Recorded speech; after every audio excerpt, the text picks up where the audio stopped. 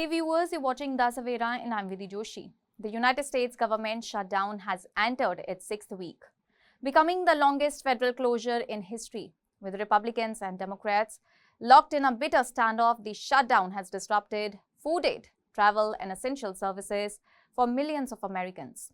One of the most urgent issues is the suspension of the Supplemental Nutrition Assistance Program, SNAP, which provides food benefits to about 42 million Americans.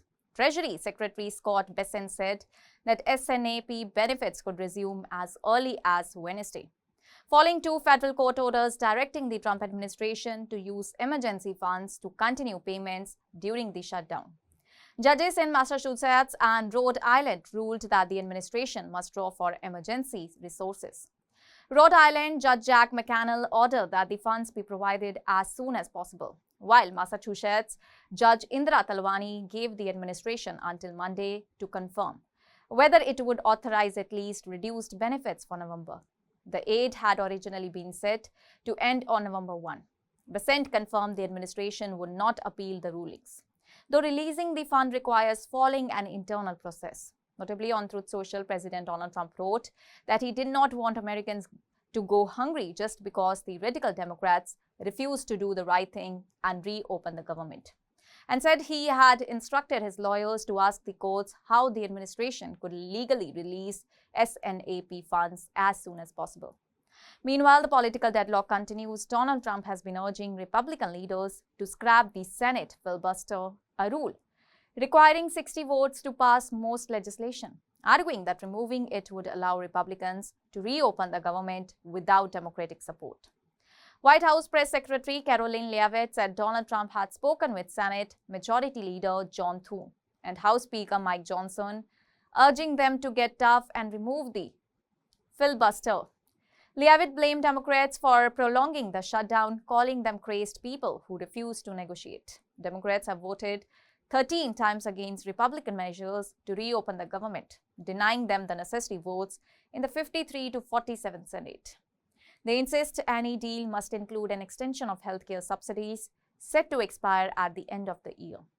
Republicans counter that they will not negotiate until the government is reopened, leaving the two sides at impasse.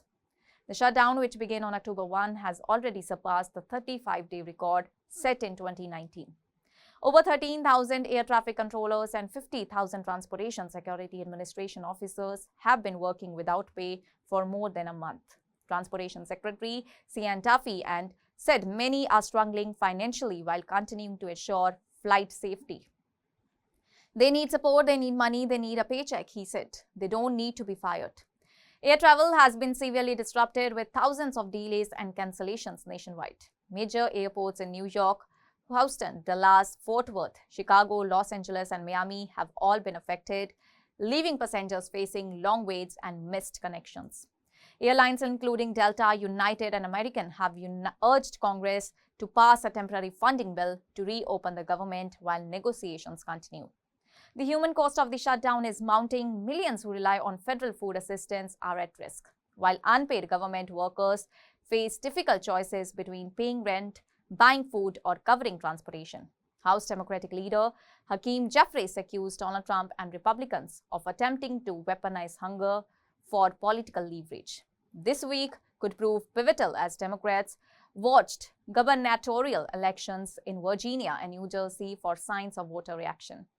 Meanwhile, the open enrollment period for Affordable Care Act health plans has begun, with many Americans facing higher premiums. Senator Mark Warner said Republicans can't move on anything without a Trump sign-off, hoping the president's involvement might end the shutdown.